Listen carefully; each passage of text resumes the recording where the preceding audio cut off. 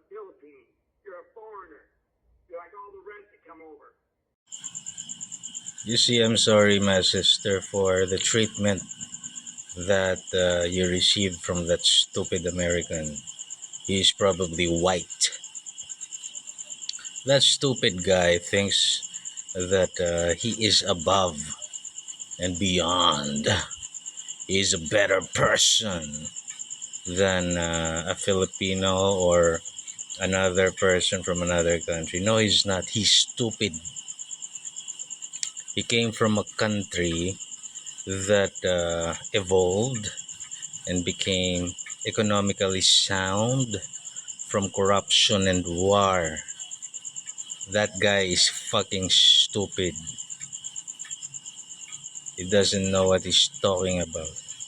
That's why he's asking for help, because he's stupid.